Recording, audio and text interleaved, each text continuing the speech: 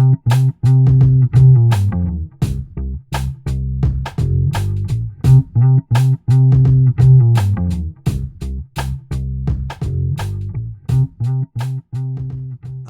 we recording? Oh, yeah, that's kind of, yes, we are. But you're editing. You're not live, right? You're editing. I'm editing. Good. Yeah.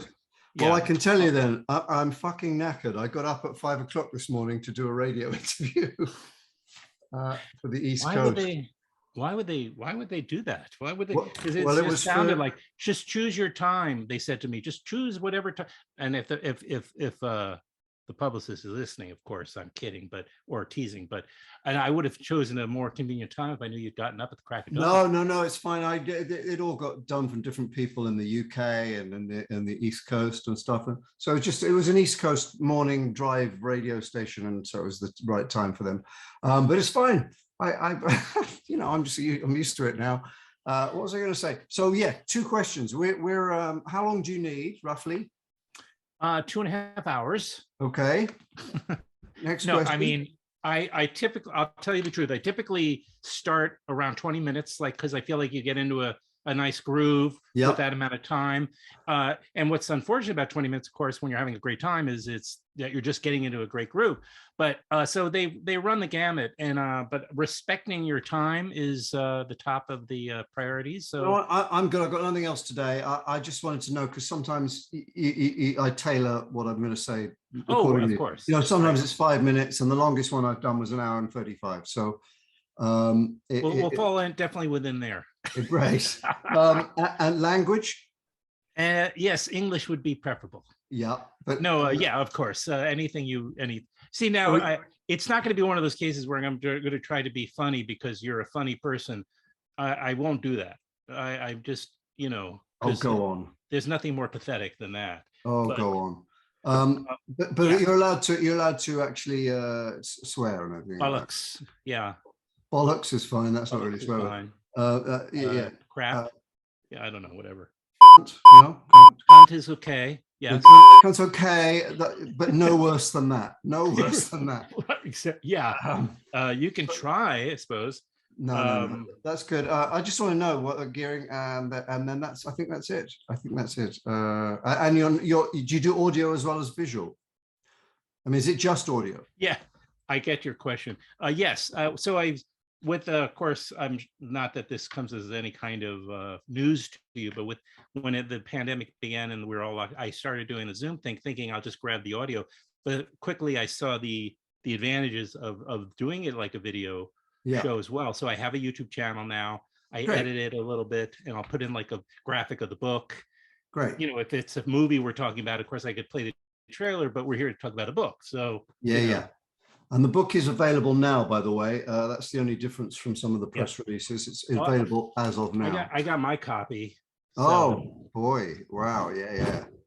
Like Jesus Christ! I don't usually print them out, but this time I did it in chunks, and I was enjoying the book so much. Oh, great! And so I will plan to get a hard copy too, and then maybe You get the pictures of there's 50 pictures, I think, in the ebook. No, they put them in here. Oh, they did? Oh, yeah, that's right. They did.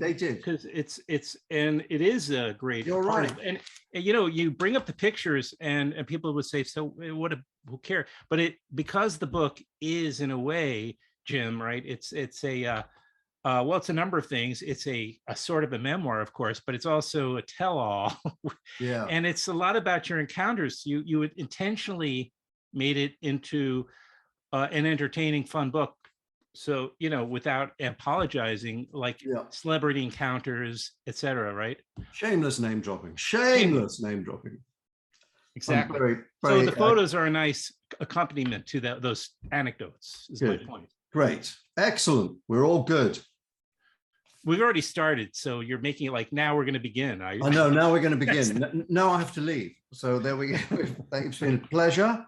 And there we go. Well, we got off to a slow beginning. People have just seen us warm up. It's like we were just limbering before the start of the kickoff. Exactly. Right. And we'll talk about, I just made some notes of things that come up in the book, just as talking points, because I grew up in New York City, and like, for instance, Noises Off was, Mm.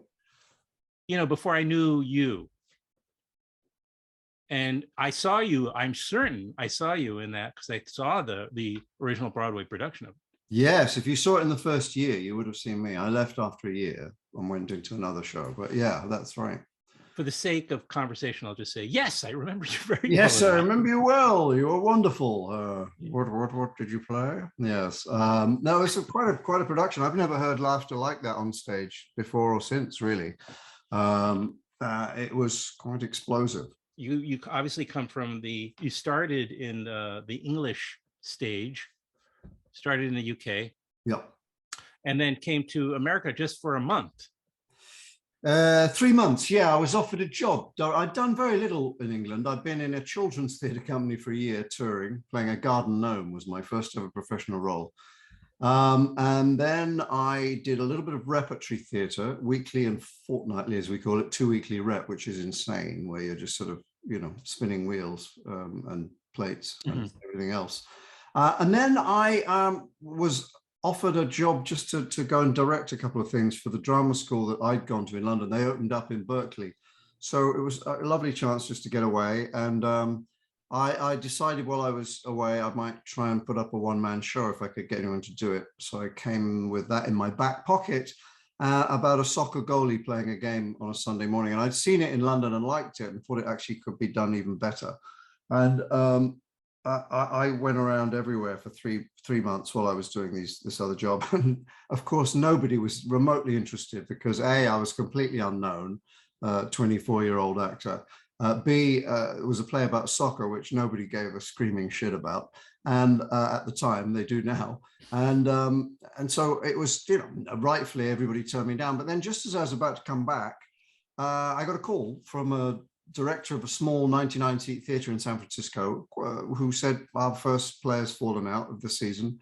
Can you get it together in 3 or 4 weeks? And so I found a wonderful English director I'd met out there called Richard Side, and we got the show up. And it's remarkable that you were able to put together so quickly. Yeah, I mean, it was hard work because it was a very, very demanding show physically. It was running, jumping, diving, never stopping. I mean, part of the tour de force of that play was if the actor was still alive at the end of it, and I was. The opening night was, you know, because I'd been directing these students, that was full, and they were all there to see me fall flat on my face. And then the second night, I had 4 people in the audience, and they all sat in the front row, and that was very touching. They gave me a standing ovation, 4 people. And then the reviews came out the next day. Right. And fortunately, they were dream reviews, and the show got kind of extended and extended and extended. And then it got picked up for a theater somewhere else, and people started wanting to do it everywhere. And then off Broadway came calling, and they wanted to do it there. And then I went to New York, and within a very short space of time, I'd gone from 0 to 10 because I found myself auditioning for a Broadway play directed by George C. Scott and starring George C. Scott, and I got cast in it, and the play was a big hit. So literally, you know, a few months after I'd done this one-man show in San Francisco, I was starring on Broadway. So literally, it sounds like from the trajectory you just described, you actually came to the United States for what was supposed to be, I said a month. I thought it was 3 months. Yeah, it was 3 months you were supposed to come for. Okay. Yeah. I don't mean to belabor it. So and you ended up staying, obviously making the choice to keep staying. In fact, weren't you offered a job? Go ahead. I'm sorry, Jim. Yeah, no. I mean, I for the next few years, I kept having that kind of, oh, should I go back now? And then became a point of no return because I had nothing to go back to compared to what was happening in America. So yeah, it was kind of a heady time. I mean, my career has been mostly very kind of, it's been a slow graph. You know, it's been a very steady, slow graph upwards, which is lovely. And it's very much the tortoise and the hare. But I have been a few moments where suddenly things have kicked into another gear. And that was the first one where it really did. I mean, that was astonishing in the space of that short space of time to go from nowhere to starring on Broadway. I mean, it was incredible. Well, I wonder, having written the book, and do you have a copy there? I do. I've got Show a your copy. copy because I didn't get, because they sent me a digital file. Look at this, There it is. everybody. Caught with my, Look at this. thank you for showing that. And So I'll in just case you didn't understand the title, you have a graphic which explains the title. It's a good choice. Yeah, there's a story that explains. There's actually 3 stories where there's the back. Some lovely quotes on there, which you so and yes. So but I wonder if through writing here's my question, since we've come this far, because you didn't stay in the UK, you were kind of I'm not even going to say my version of it, my theory of your career, but I'm wondering, through writing the book, did you discover maybe anything about yourself? And oh yeah, because it seems like so much serendipity, but yeah, I don't normally look backwards. I generally look very far forwards or right in front of me. And so it was actually quite hard for me to look back on my life in my early 60s when I wrote this, which was the beginning of the pandemic.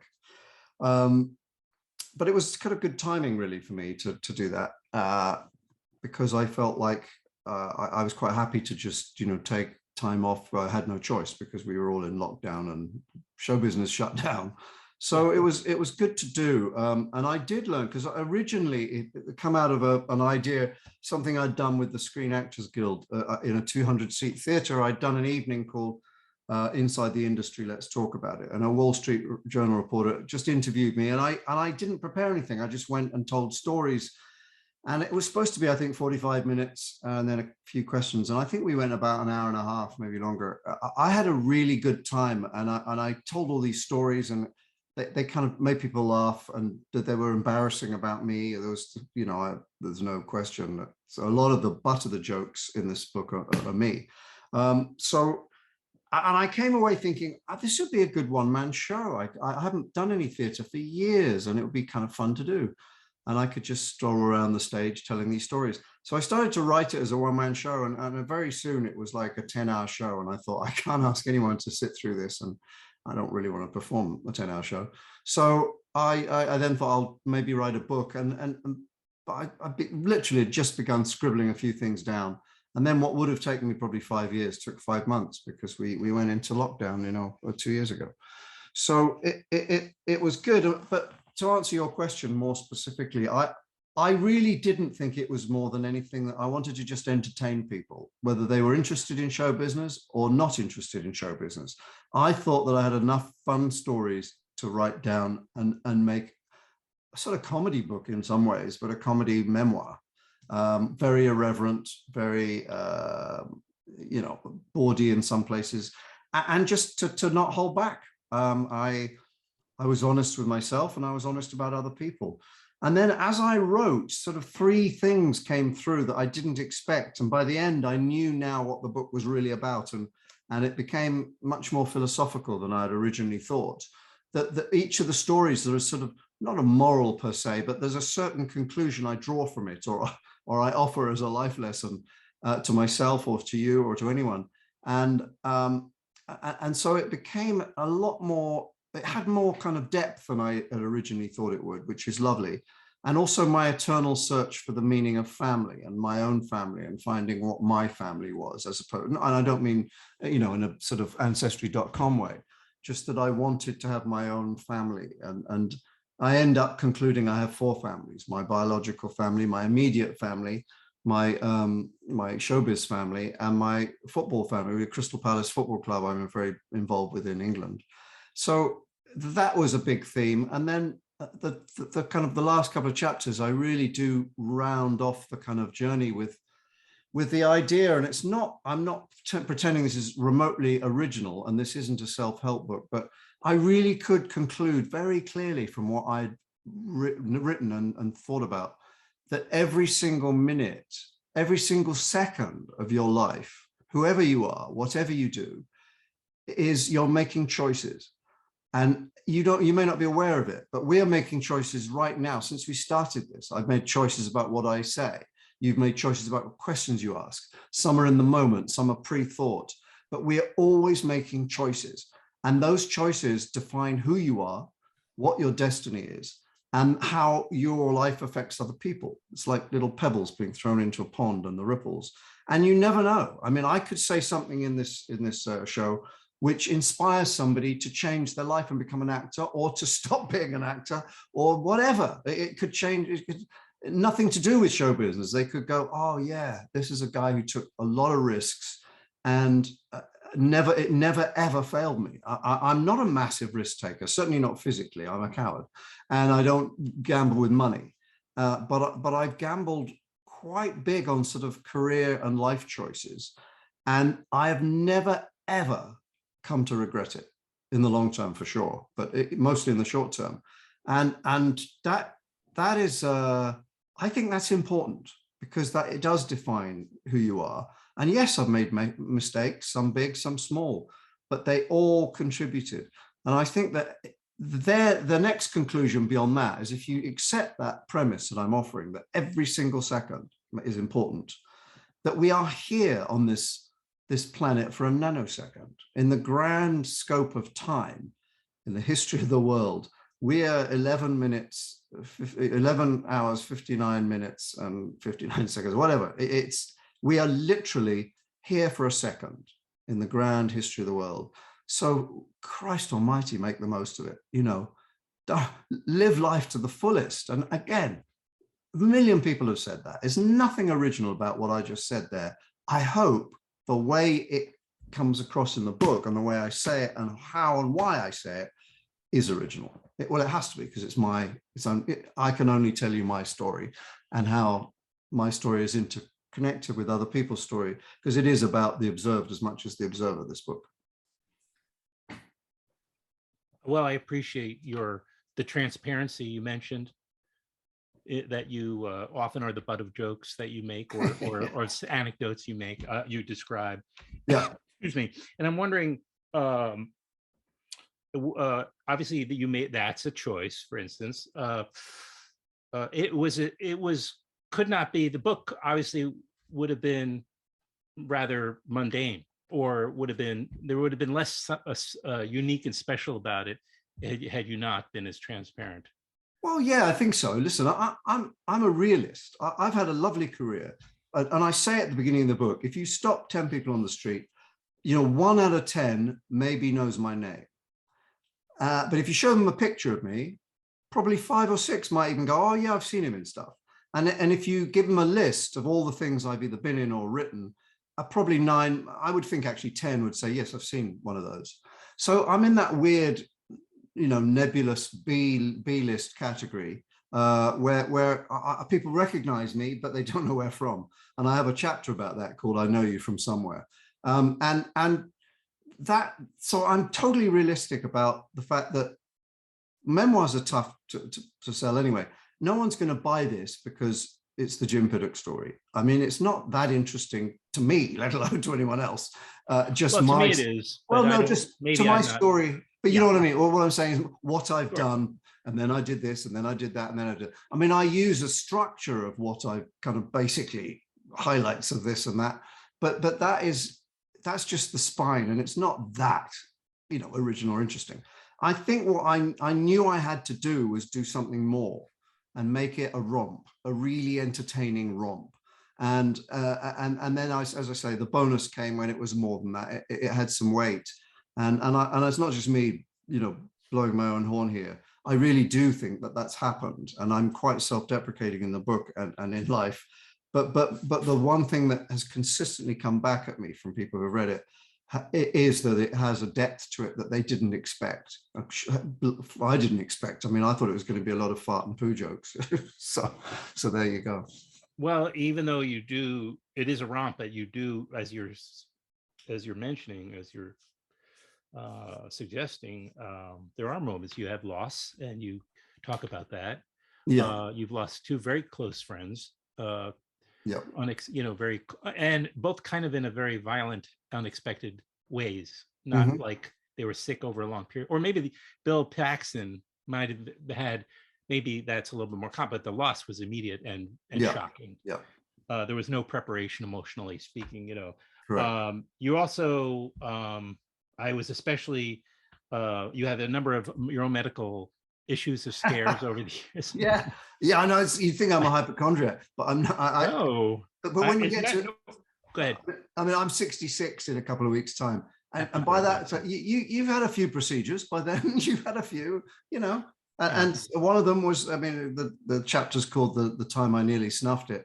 Was really scary. I mean, my sister was talking. She's a doctor in England, and she talked to the surgeon here in LA, and she said, I didn't think I was going to see you again. From what was Wow, he yeah. was telling me. Well, the with the ablation procedure or surgery, Yeah. you had the exact same heart issues my dad had, so it really had an impact when I was reading. Exact same Yeah. issues, and he had the ablation done because of his also irregular or heartbeat, Yeah. right? It's an And- electrical issue more than a Right. heart issue. Actually, my heart's in great shape, and because so they reboot it, or they reboot the rhythm of the heartbeat, right? Well, the pulse. yeah, what they do is they go in. They It's scar actually through. Yeah, they scar exactly the veins around the heart. Okay. They scar it so it stops the electrical thing short circuiting and getting out of whack. And it's brilliant what they do. It's an 8-hour surgery. Yeah, it's amazing. They go up through your groin with a wire, and the wire goes through your heart. And without getting too graphic on the show, what went wrong on mine was that as it went through the heart, there's a septum that divides the heart. And my septum was apparently quite hard. And so the wire, so when it finally got through, went too far and pierced the side of my heart. So that blood started draining into the pericardial sac. And that is very serious. Yeah, that doesn't even, there's no way to judge that description. No, it's serious. That sounds terrible. And your sister, that's when your sister, of course. Yeah, particularly as you're on blood thinners for the whole process. And they have to quickly try and reverse that to stop the bleeding. But anyway, that's a bit more of a, well, it's not really a serious chapter. There's some quite funny stuff in that. There is. Yeah. But but that's texture. Yeah. Yeah. Isn't it? Right? Yeah, it's life and death. That's what, it's all in there. Life and death and love and hate. War. You know what I say? Love and war. It's all there. You know what? This is Tolstoy, really. This is Tolstoy, ladies and gentlemen. This book, you could tell, should be on a shelf next to Tolstoy or Dickens. You can tell. Yeah, for sure. I was trying to say something, try to make an allusion to Tolstoy, but War and Peace. I'm sure there's some joke there somewhere. This is definitely funnier. I promise you, it's funnier than War and Peace, and a lot quicker. This is a beach read. War and Peace is a lifetime read. And you have to learn Russian first. Well, if you read the original, yeah, but that's going a bit far. That's all I would do. Yeah, but well, also, okay, so it's called, again, the name of the book is called Caught with My Pants Down and Other Tales from Alive and Hollywood. As a actor in your position, which is, as he's described, those 9 people who don't know your name, but that's worked to your advantage over and over, and kept you working. It seems constantly, right? You don't. I mean, sure, I know there's periods of I'm sure where things are a little anemic at times, but all in all, it's really been. It seems to have worked to your advantage because you also get much more autonomy. You get to live a life in public. Yeah, that I mean, everybody I know who is rich and famous says, "I'll take the rich part every day of the week, and I would give you the fame back in a heartbeat." They hate it. They hate the famous part, and they like the rich part. So I've got the best of both worlds. Rich is good. What's that? Rich is good. Rich is good. Rich is lovely, Okay. and I've been both, and I like rich better than poor. So that's nice. But it is a weird. It's a weird thing, fame. I mean, I and getting pigeonholed and stuff. I've had a very broad career, and at drama school they told me you can't sell versatility, and I've really spent about 44 years proving them wrong. And I may have had a bigger career trajectory-wise as an actor if I had really done one thing instead of just try and play lots of different things. And I mean, I still got pigeonholed, I suppose, when I came to America because I became a British actor, a professional British person, or South African or Australian or whatever. But that made you somewhat exotic at times. Yeah, I mean, I never tried to be an American actor. I've done American parts more recently, and I never nowadays British actors, you know, they just want to become American actors, and that's fine. They're very good at it. I wasn't that good at it, partly because I mostly did comedy when I was younger, and I do both now. But through my timing and my personality just disappeared completely when I tried to put on an American accent. And so I just gave up on that. Yeah. Yeah, I just gave up on it. And then I've more recently I've done some, and it's easier in drama for sure. But comedy, it's tough because I don't know. Comedy is so much about personality. Well, it is for me, and I don't know. It's hard because I do have quite a wide range within what I do, but I didn't ever see myself selling myself as an American. Again, too realistic. It's like I know there's a million American actors that could do that part better. So I was like, well, why bother? You know. People will. I have a question for you. I was going to ask this before we started, but I'll ask it now because have you had any interviews from folks like me, American, maybe roughly in my age group, which is about 10 years younger than you, give or take. But I'm wondering, have you had anybody just only wanted to talk about Christopher Guest movies? No. I mean, there was this one that I did this morning, the radio thing. They were huge Best in Show fans and Christopher Guest fans. Well, but yeah. We talked about that for a while, and then we moved on to a lot of other things. I've done some, oddly, because of my connection with the sports world as well. Mm-hmm. I've done quite a few sports shows, and talked about soccer, or football as we call it, and my team, and just football in general, in America and in the UK, of which I am something of an expert from a misspent life of watching too many games. So that's been quite nice, actually, because it's sort of like, oh, okay, I can do a whole different sort of subject now. It's not really about my book. Well, it is about my book, but I can talk about other things, you know. I just had this vision, like, I of course, as I said at the very beginning, I saw you in Noises Off, mm-hmm. But of course my memory kicks in with Best in Show, which of course is typical. So that's a typical experience because it's such a standout, and it was so well received, and that really put Christopher Guest, I think, ramped his directing career up, even though Waiting for Guffman had been out. And so, and then of course, The Mighty Wind and The Train Enthusiast. So those roles, for, of course, people like in my age are, huge. So I grabbed, when I had the opportunity to talk to you, I grabbed it because of that connection.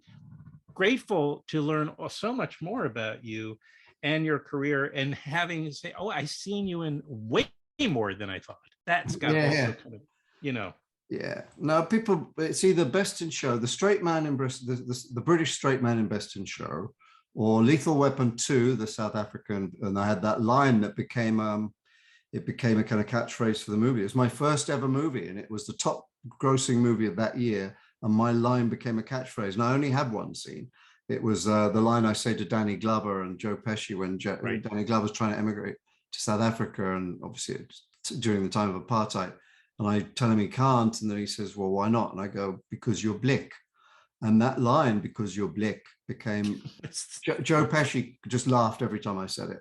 And then he would repeat it in scenes afterwards. So it became a sort of de facto catchphrase.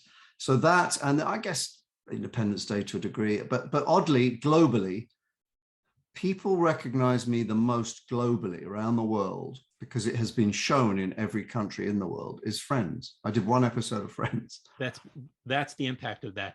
That's the impact of that show. And it's also multi-generational, because we're now on the third generation of young people watching that and enjoying it. It's amazing. I was going to say Barry Sonnenfeld, who I talked to right at the beginning of the pandemic, actually, because he had I don't know if you have a chance, he wrote a memoir. No, I haven't read it. Barry, Call Your Mother, which is really fun. Oh, great. Movie. Pick it up if you get a chance. Yeah. And he talks about how, like, using you and Fred, for instance, Fred Willard in that scene where you're the straight man, you're getting the laughs because he's setting it up. It's your expression and your reaction. too. Okay, he's Yeah, getting laughs too because he's just hysterical. But what I mean, yeah. you're getting as big a laugh because of the right because of Yeah, I mean, your I learned in that because I was jet lagged. I'd flown in from London to do 3 days on it, and then had to fly right back. I was jet lagged, and it was what was great was that I'd always been sort of more the clown in a duo. You know, I was always the kind of protagonist, the more goofy one. So I couldn't with Fred because Fred is a genius and he's a rambunctious monkey who's, you know, just kind of with no decorum or anything, you know. So I knew that he was going to go into outer space, and my job was to keep it straight. And I figured out, I knew enough about comedy by then to realize that if I just reacted in a series of different ways to what he was doing, I start by being slightly amused, then and by the way, this wasn't planned because so much of it is improvised. right, of But course. I just sort of, and Chris edited it so well, and I can't even remember if I did it in sequence this way or he edited it this way. But it became a question of me going through the wheels of being amused and trying to keep the show on track, then confused and trying to keep the show on track, and then just utterly disgusted, but trying to keep the show on track, and all the time hiding it and being polite and very British. And so, yes, I mean, I did manage to get an outright kind of straight in your face laugh when he says something really inane at the very end, you know, it is another stupid thing. And I just turn to him and say, yes, I remember you said that last year. And it just cuts his balls off immediately. But my favorite moment. That's a good thing. It is a good thing. Okay. My favorite moment in that whole of my performance, when I watched that film back, and by the way, the film really does hold up still. The favorite thing I think it's maybe the favorite thing I've ever done on film is he says something very ridiculous. And I'm just sort of, you see me think, I just don't know what to say to that. And and I literally just turn and look at him and then turn away. And then it's a moment, but I do nothing. I don't say anything, except I just look at him completely, utterly blank, but everything, my eyes are telling you everything. And it was a great lesson for me. It was like how little you need to do on film and how you can sell a joke or what's going on by being subtle. And it changed the way I approached acting actually afterwards. Really? Mm-hmm. Well, can you tell me about that? Well, yeah, I thought that I much preferred acting with a small a rather than, I mean, it's fun to be, you know, broad and in your face. And then in A Mighty Wind, I got to be much more kind of, you know, foot in mouth guy, just this awful talking about catheters and boring people with my model train stuff. Right, you're socially awkward. Yeah, the boring guy. Least, you know? Yeah, nerdy guy. And so it was much more proactive. But I really liked that idea of throwing things away and being very kind of dry. And Chris Guest himself is extremely dry. So when we'd write together, we kind of out dry each other with humor, and it would be deadpan versus deadpan, and then somebody suddenly would go. But I liked that, and I've tried to maintain that. That doesn't mean to say I always have, because there's a couple of performances I watched where I went, that was disgusting. You were over the top and milking it, and it was revolting, but you got away with it, or you didn't get away with it. I don't know. So, you know, but I did feel that was a turning point in terms of me learning. Small a. Smaller, acting with a small a, or being as opposed to acting. You know, right. That's a big journey to make sometimes from doing farce and comedy and theater. Well, you got to learn. Yeah, I guess you arrive at it at whatever time you arrive at it. It may be early on in the career, or it could be 50 years. Yeah, yeah, absolutely. And some actors can do it seamlessly, right. And then others take a while. You know, I mean, I think it took Ian McKellen and Olivier and people like that, the old school actors, theatres actors. It took them a little while to become comfortable film actors and to find the right level. You know, and then there's other actors that sort of can do it. They just glide from one to the other, you know. Mark Rylance is a perfect example. Oh my gosh.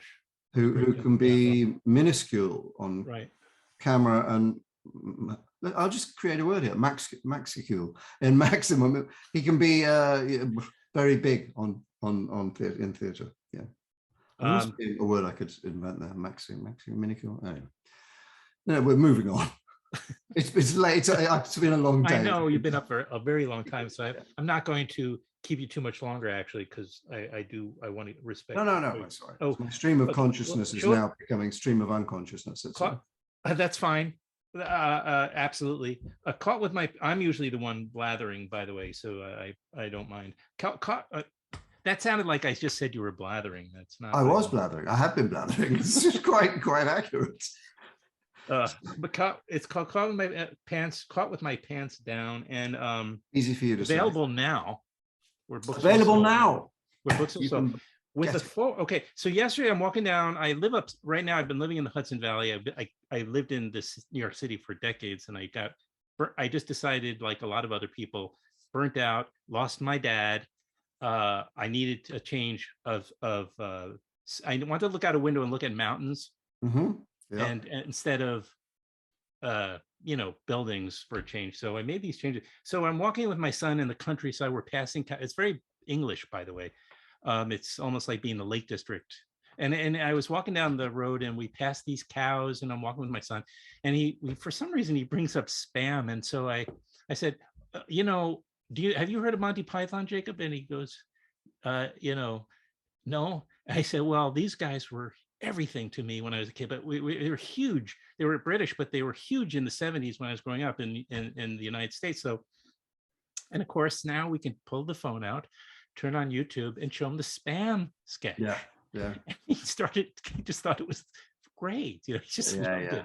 I mean, it's completely, to even call it intelligent comedy is not the point, but it is just really funny. So you became like really close friends with Eric Idle. Who ended up writing the foreword to this book. Yeah, well, the foreplay, as he calls it. Foreplay, thank you.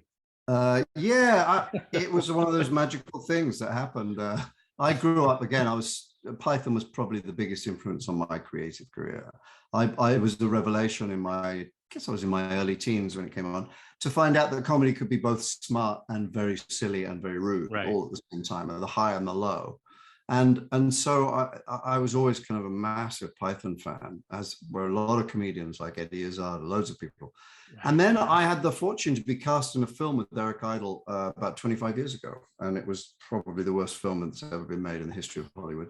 And that's saying something. It's a very meta film, though. Yeah, it is, I guess, but it's called Burn Hollywood, Burn, an Alan Smithy film, and there's a whole story about that in the book that showed it's convoluted. But anyway, I had all these scenes with Eric and Naomi Campbell. It was so surreal. Me, Eric Idle, Naomi Campbell, being directed by Arthur Hiller, who did Love Story, in a dreadful alleged comedy written by Joe Esterhaas, who was the master of the sexy thrillers, from the 80s. Yeah, I think Sharon Stone works with him. Yeah, she does. Yeah, that's what I've heard. Yeah, and she appears in the book too. Does she? So a little bit. Yeah, a little bit in their book. Yeah, so it's worth reading for that alone. So anyway, Eric and I just immediately hit it off. We had a lot in common, and he's become a very, very close friend, and he was a natural to write the foreplay. We spend a ridiculous amount of time watching football together and hanging out in south of France and doing all sorts of fun things. Well, that alone, and appearing there's a lot of reasons why people could feel jealous of what a life you lead. Yes, they could. But they could be very jealous. But then I might be jealous of them. Then we'll all be jealous of each other. But the heart that's there, and your decision to be authentic, to look at life as a journey towards true authenticism, if that's another way I could put it, maybe. Authenticism. You've invented a word now. Authenticism. What's authenticity? I think is what authenticity. Thank you. See, I have to edit now. That's okay. You don't have to edit. I got stuck trying to do the opposite of minimize, and I couldn't find out. It's true. We finally. And it's maximized, but I was fishing around for something else, and I never got it. One love, two love, one love. Yeah. And then I'm just going to wind it down. We're going to say, I too met Quentin Crisp in my youth. Oh yeah, that's a great little that was a little vignette. Yeah. I was like really surprised to see that in there, and I'm just thinking, wow, we actually have real things in common here. Yeah. What a personality he was. In fact, I was going to pull it out, but wait, by saying that, I don't. Yeah, no, I wouldn't. Don't pull it out on Zoom. Please don't pull anything out. It's been a long day. I couldn't face it. I somewhere on my book collection, I'm looking towards my books. There is actually a signed copy. Oh wow! I was going to show it to you, but I forgot to pull it out beforehand. It's not worth the effort now, I guess. A naked civil servant. No, he did one. I don't think it was that one, because that, of course, is, as you pointed out, is some on my shelves. Yeah. I think he did one other memoir following that. Yeah. And I was so sure I had it here, but anyway, he signed it. So I actually have that book. I got to meet Quentin. I didn't know really who he was until I got to see the Naked Silver Servant with John Hurt, and that was yeah. But anyway, hell of a character. Jim Piddock, aka Pitco, aka very good. What? Yeah, you're very good. You got the pronunciation right. Oh yeah, well, you describe. I mean, it's right there if you read the book. I mean, and pay attention. But I really appreciated that part of the book too. And you're the author of 50 Shades of Grey. Yeah. Which I didn't know. The screenplay. Yeah. That's a complete fiction that got you. Yeah. There's so many funny stories in here, so I'm alluding to some of them half seriously. But thank you, and I really appreciate your making the time, and my pleasure. Especially because of your long day and all, the radio show. I work in radio, but I wouldn't. How early were you on that show? Well, I had to get up at 5 because I was on at 5:20 LA time. 20 minutes before, sure, why? Yeah, I mean I just rolled out of bed, got a cup of tea, and was on, and I was going to bang. I went to a boarding school, and if you've been to a boarding school in the army, you can roll out of bed and hit the ground running. That's the two things that you can absolutely, the two places where you learn how to do that. And so it's partly timing because of I'm doing stuff for England, I'm doing stuff for the East Coast, and I'm here in LA, so it's just, you got to make it work, and that's when they wanted me on in the peak drive time, and of course, so it's fine. I mean, I get up early to do films. Well, it's a good thing, because people are going to buy copies of the book, so I hope so. Oh, by the way, just before we go, I should tell you that all the proceeds from this book, all my proceeds, are going to 3 different charities. One in England, which is to help disadvantaged or youths in young people in South London, which is run by my football club, Crystal Palace, called the Palace for Life Foundation. One is BAFTA, British Academy of Film and Television Arts, their Access for All program in the US, which again helps people who really come from underprivileged backgrounds learn how to express themselves creatively. We all need to be seen and heard, and then offers them a potential path to get into the show business industry if they want to. And then the third part I was going to keep myself, the third portion. And I've got so distressed watching the news every night, having talked frivolously about my book and my life, and just being kind of goofy every night, seeing these images from Ukraine and the awful things that are happening. And I decided that my share, that part, is going to go to Ukrainian refugees. So now the entire book is a labor of love. I wrote it with my heart and soul, and so please, if not for me, buy it for those particular charities, and review it and rate it on Amazon if that's where you buy it, or even if you don't buy it there. All that helps, and it helps get the momentum, and I don't want to look bad and not give them money. Right. But I can only say, in terms of you kind of made a comment about your talking about the book, and maybe you feel a little self-conscious about these self-directed things, but you're providing a great service, which is especially in darker times, which is to entertain and make people smile. So that's invaluable. So thank you. I hope so. Well done. We do need to laugh. Yeah, exactly. So thank you very much. I can ask the publicist, but I just want the BAFTA one, because I'm going to put these links at the end so people can look, I don't know, maybe they can check them out.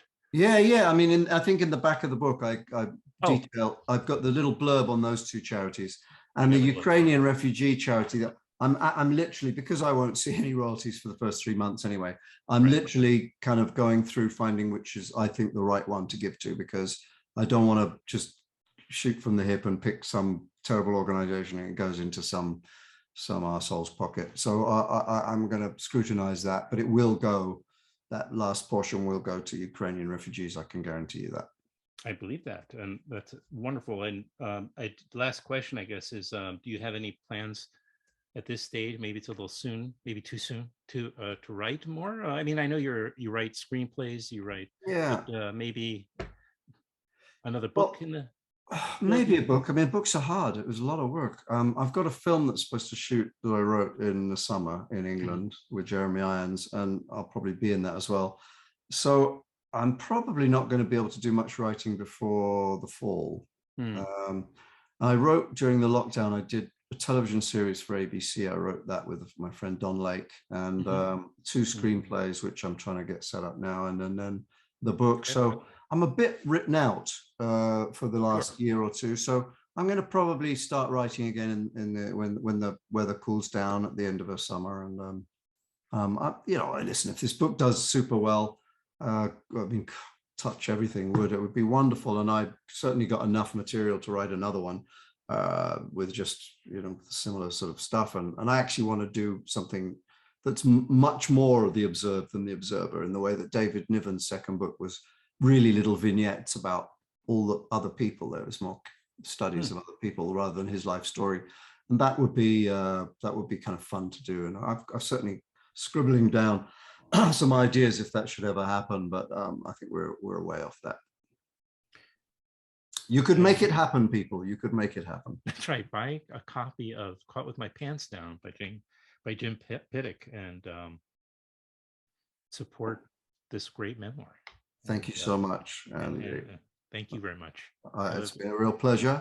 Same here. Thank you for all that time. It was nice to get into a little bit more into the. Not at all. We could probably go on for another hour, but you've got things to do. I've got to collapse, and and I've actually got to make a call before everyone leaves their office.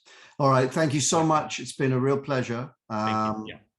And we'll do it again sometime. I hope so. Thank you. Okay. Be well. You too.